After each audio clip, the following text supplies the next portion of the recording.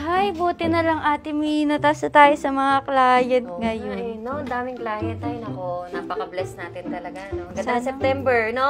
Sana abutin tayo ng September Thank you, 30 Lord. para makakota tayo. Yes! Oh, sige, tatabi ko lang to, sis, ha? Sige, te. Para maayos ko na. Liquitin ko lang to. Sige, sige.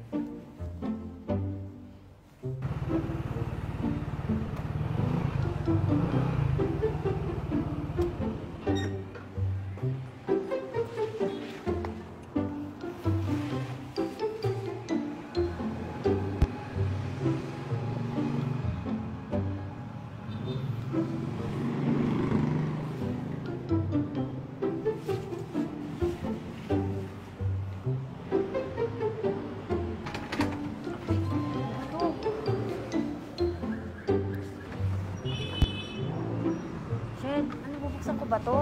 Ha? Ay, ayun yung sinasabi kay Ma'am Lynn, oh. Kailan na Ma'am Lynn? Wait lang, ha? Sir, ano po yun, sir? Ma'am Lynn? Ano po, sir? Hindi mo nakita? O, bakit, sir? Kinontak ko siya. Okay po. Tayo niyo ako papasukin. Eh, Gusto mong tawagan ko. sige po, sir. Dahil ayaw niyo ako papasukin.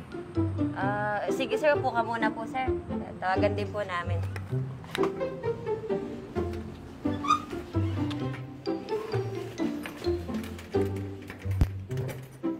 Wait lang po, sir.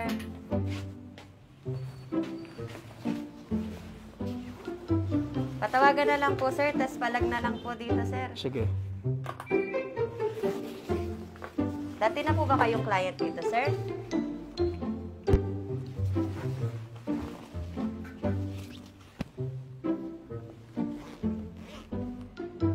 Ayun o.